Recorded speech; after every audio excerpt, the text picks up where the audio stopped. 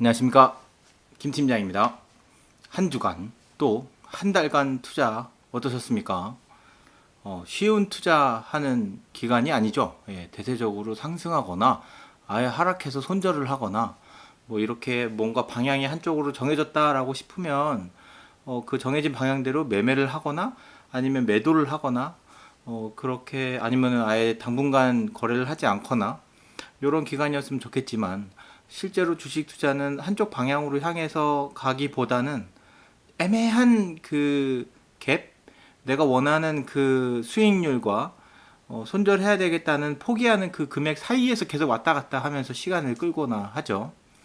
투자하시는 분들이 항상 느끼는 것들은 그런 것 같아요. 내가 원하는 목표 수익률까지 가지도 않고, 그렇다고 아예 손절하자니 좀 아깝고, 본인만의 규칙이 있지 않다면 뜬구름 잡는 투자만 하게 되고, 남들이 다 상승하고 올라간다는 투자만 하게 되고, 그러한 와중에 내가 매매를 지속하면 할수록 세금이랑 수수료는 계속 내게 되고, 그렇게 되면 그 수수료에 그 같은 가격에 팔았다고 하더라도 수수료나 세금 때문에 마이너스가 계속 되고 있는 거죠. 매매를 하면 할수록. 예, 그러다가 보면은 조금 더 욕심을 내서 뭐 곧버스에 투자를 한다거나 뭐 3배 추정하는 뭐 선물 투자를 하게 된다거나 급작스러운 수익과 이런 것들을 노리면서 무리하게 투자를 하면서 수익률이 계속 없어지고, 그러다가 깡통을 차게 되고 그러는 거죠. 저는 지금까지 투자를 하면서 깡통을 찬 적은 한 번도 없어요. 한 번 있네요. 그러고 보니까 처음 내가 대학생 때 투자를 할 때 매수했던 그 기업이 그냥 없어진 거, 상장 폐지가 돼갖고 나중에는 주당 5원에 거래되는데 그걸 갖다가 누가 사긴 사더라고요. 뭐 그 정도가 깡통이라고 그러면 깡통인데, 그때 투자했던 거는 5만 원. 예, 대학생이 5만 원이면 큰 돈이죠. 근데 지금은 그것보다 훨씬 더 많은 돈을 투자를 하고 있지만 하나도 두렵지도 않고 걱정되지도 않고 마음 편하게 직장생활 잘 하면서 투자를 하고 있습니다. 모든 투자자분들이 저와 같이 투자를 한다면 마음 편하게 투자할 것 같은데, 그건 뭐 내 생각이고, 높은 수익률만 추구하지 않고 자기가 감내할 수 있는 비용만큼만, 내가 감내할 수 있는 비용만큼만 투자를 한다고 하면 일상생활에도 지장 주지 않고 은행이자보다 더 높은 이자를 가져갈 수 있는 그런 투자를 하시기를 바라면서 이번 영상을 만들고 있습니다. 예.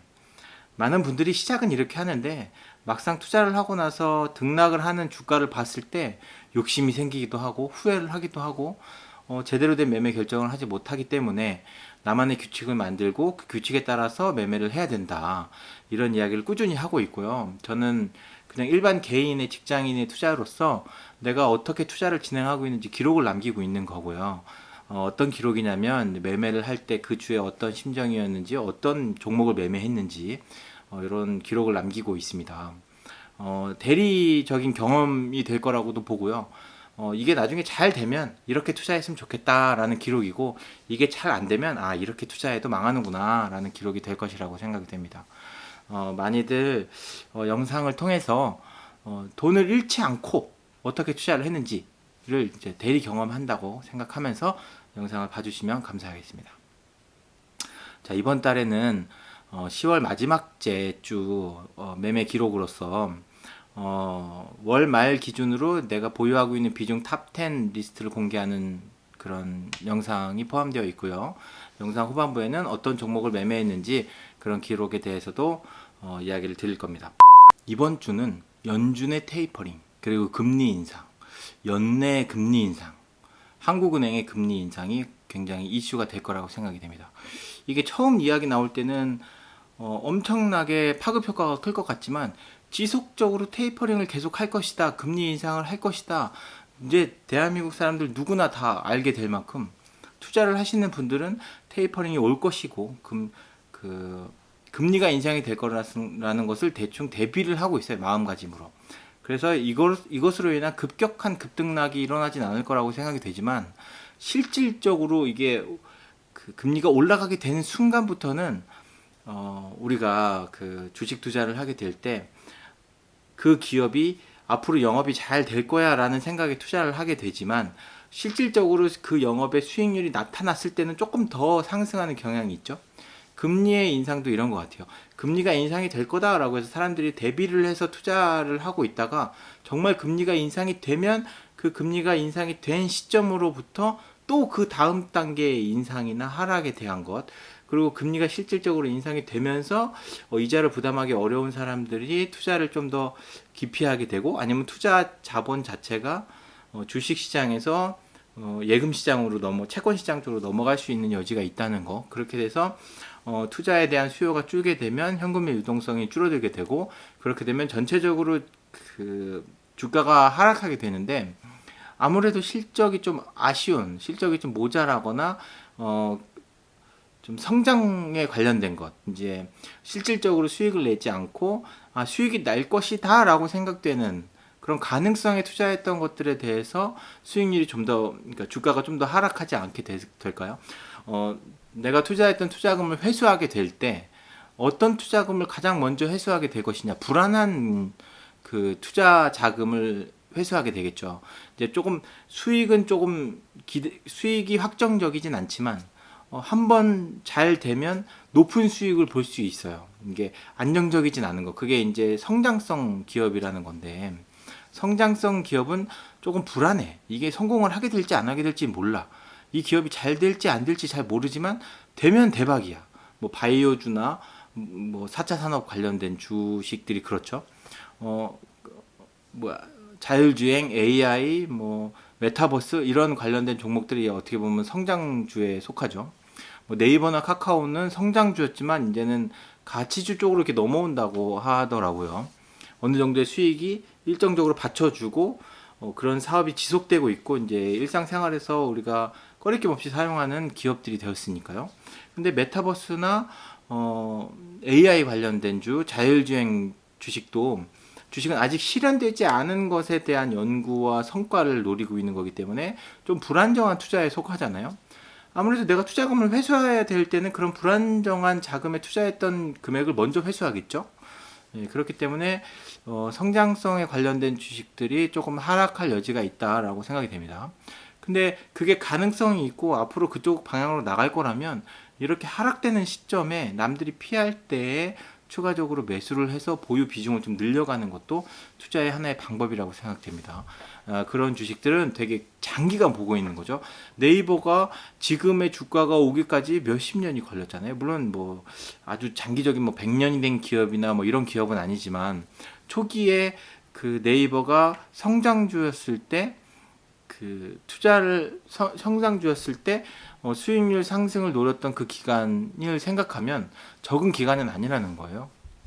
카카오도 그렇고요. 카카오는 최근에 들어서 갑자기 상승을 많이 했잖아요. 지금은 조금 하락을 했지만, 우리가 카카오라는 그런 어플을 계속 사용하고 있고 그걸로 인해서 파생되고 있는 산업들이 되게 많기 때문에 성장주라기보다는 좀 아직도 성장주에 속하긴 하지만 어느 정도 가치주이지 않을까라고 합니다. 이제 좀 가치주 쪽으로 이렇게 넘어가고 있는 게 아닐까 싶습니다. 뭐 전통적인 가치주들이 있죠. 뭐 포스코나 뭐 한국전력 이런 것들도 있는데, 이런 것들보다는 카카오나 네이버 이런 거 투자하는 것도 좋게 생각합니다. 이렇게 금리가 인상이 되고 나면 그 금리가 인상된 시점부터 그 금리가 인상되었음으로 인해서 변화하는 또 변화가 있을 거예요. 근데 금리가 상승하면 어떻게 될 것이다 라는 것은 지금의 금리 상승, 과거의 금리 상승을 사례를 살펴보면 어떻게 변화하게 될 건지 알 겁니다.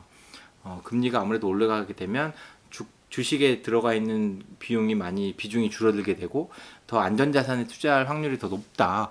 조금이라도 높다. 많지는 않지만 높다. 근데 금리가 더 많이 올라가면 주식 수익률도 얼마 되지 않는데 굳이 주식에 투자를 해야 되나? 차라리 예금에 두는 게 낫지 않을까? 뭐 3%, 4% 이렇게 예금 이자를 준다고 하면 주식 투자보다 예금을 할래? 이렇게 하시는 분들도 계실 거 아니에요?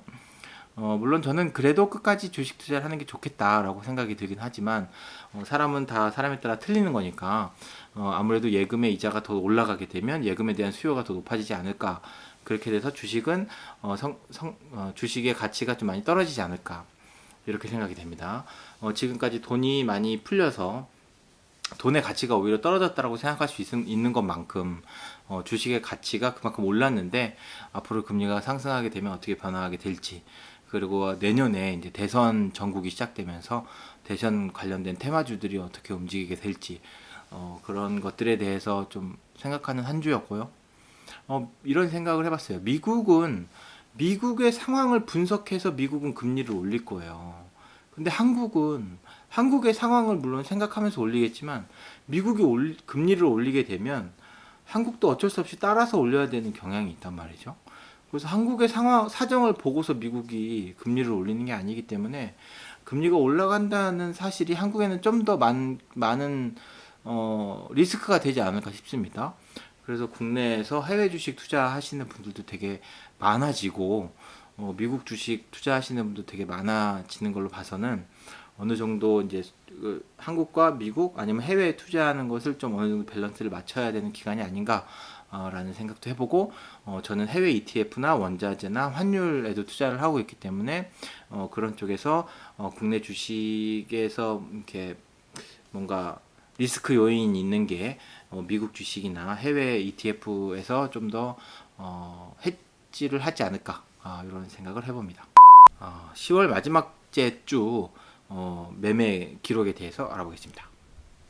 매수, 중소형 고배당, 건설, 에너지 화학, 미디어 컨텐츠, 여행 레저, 포스코, 듀오백, 참 좋은 여행, 페노션, 한국가스공사, 한국콜마, 현대건설, 현대제철, 티웨이홀딩스를 매수하였습니다.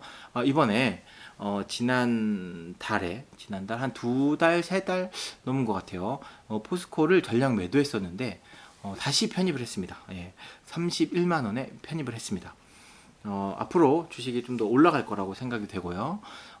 이거는 뭐 조선 관련된 수주가 많이 늘어났고, 그렇게 되면 철강에 대한 수요가 많이 늘어날 수 있잖아요. 그래서, 원자재에 대한 상승 가격도 있고, 철강에 대한 수요가 늘어날 수 있을 거라고 생각돼서, 물론 포스코가 국내에만, 그 수요를 충족해 주는 게 아니라 해외 시장에도 많이 수출을 하고 있는 것으로 알고 있고요. 그래서 포스코가 전체적으로 좋지 않을까 하는 생각에 포스코도 편입하게 됐습니다. 저는 국민연금에서 보유하고 있는 보유 비중 탑 50 종목에 있는 리스트를 위주로 매매를 하고 있고요. 그렇지 않은 종목도 있는데 뭐 한국콜마나 뭐 티웨이홀딩스, 듀오백 이런 거 같은 경우에는 그런 종목이 있진 않아요. 근데 제가 개인적으로 이런 업종은 좀 괜찮은 것 같다 라고 해서 제가 선택을 해서 제 보유 리스트에 들어가 있고요. 그렇게 해서 매매를 하고 있습니다. 듀오백은 의자 만드는 회사고요. 뭐 가정 관련된 건강 그런 용품, 그 안마기 이런 거, 안마 의자 이런 거 판매하는 기업입니다. 한국콜마는 화장품 OEM 회사예요. 제조하고 뭐 생산하는 것을 브랜드에서 위탁받아서 하는 회사이고요. 그 화장품 관련된 주식을 저는 좀 좋게 보고 있어요. 그래서 좀 편입을 해놨습니다. 현대건설과 현대제철, 티웨이홀딩스 여전히 좋은 기업이라고 생각하고요. 매도 리스트입니다. 원유 선물, 게임 테마, 보험, 은행, JYP, KB금융, 모두 투어리츠, 두산중공업.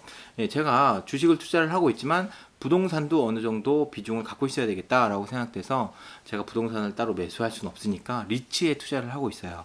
모두 투어 리츠하고 K탑 리츠 종목을 보유하고 있습니다. 물론 부동산 관련된 ETF도 있어서 부동산 인프라 투어 ETF도 보유하고 있어요. 네. 원유 선물은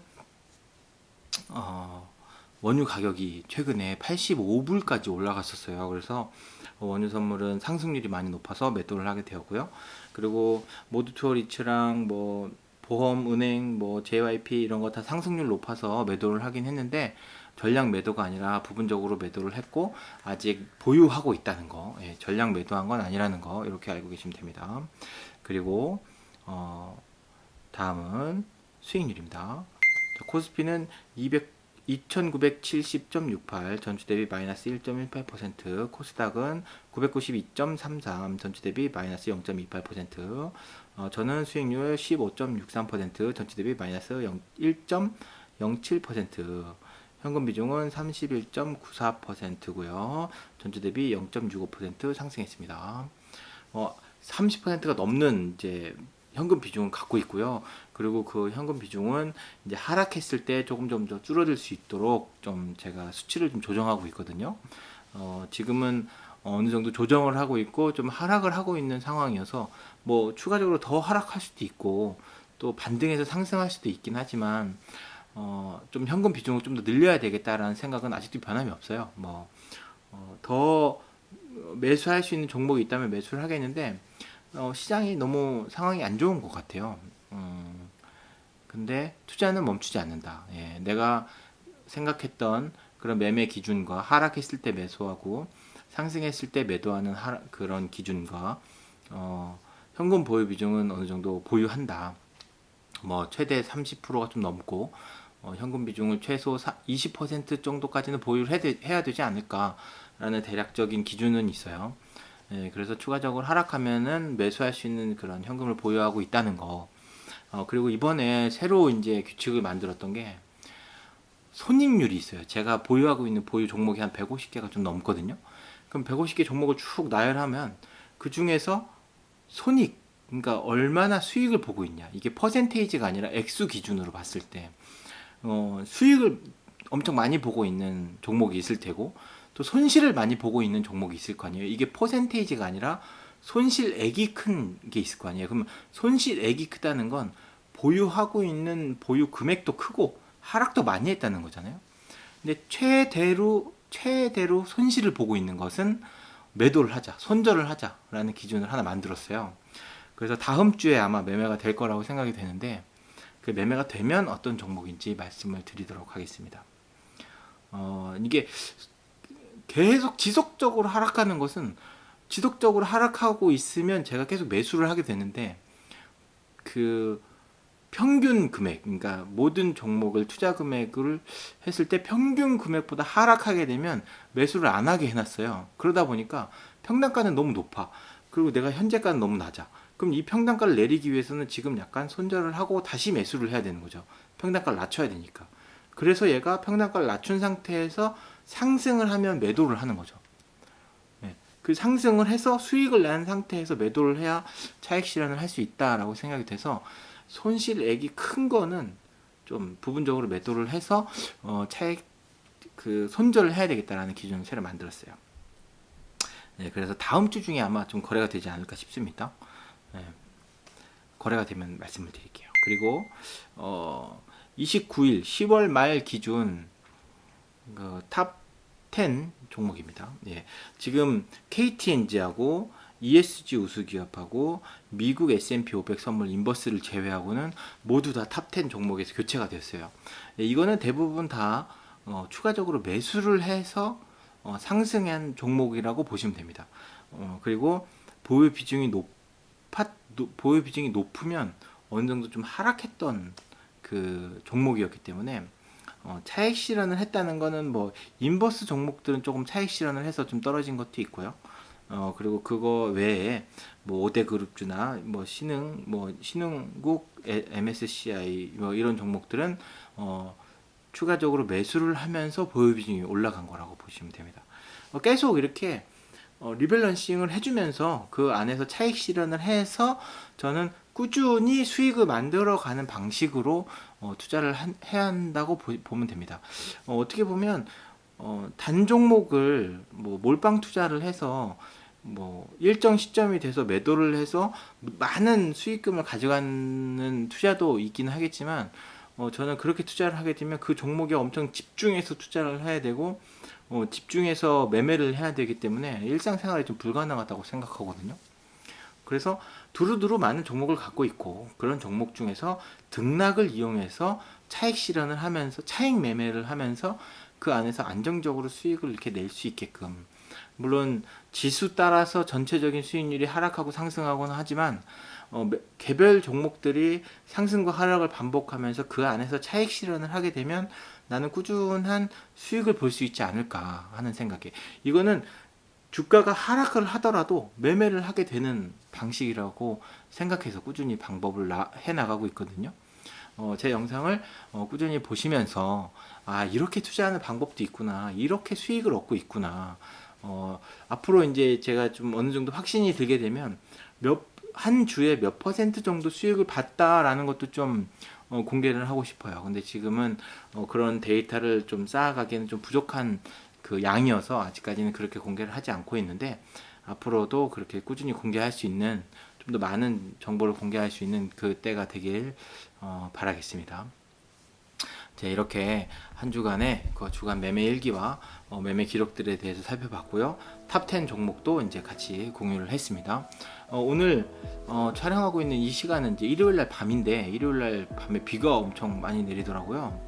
근데 보통 가을에서 겨울 넘어갈 때 비가 엄청 오고 그러잖아요. 그래서 내일은 좀 더 날씨가 좀 추워지려나 이런 생각도 해봅니다. 이 영상을 바로 월요일 날 보셨다면 감기 조심하시고요. 추위에 대비해서 이렇게 겨울옷, 긴팔옷 이런 거 꺼내서 이렇게 입으시고, 마스크도 꼭 착용하시고, 겨울에 마스크 착용하면 이렇게 찬 공기가 속으로 들어오질 않으니까 더 감기에도 안 걸리고 건강한 것 같아요. 네, 그렇게 건강한 한 주를 보내셨으면 좋겠고요. 저는 다음 주에 영상에서 다시 찾아뵙도록 하겠습니다. 감사합니다.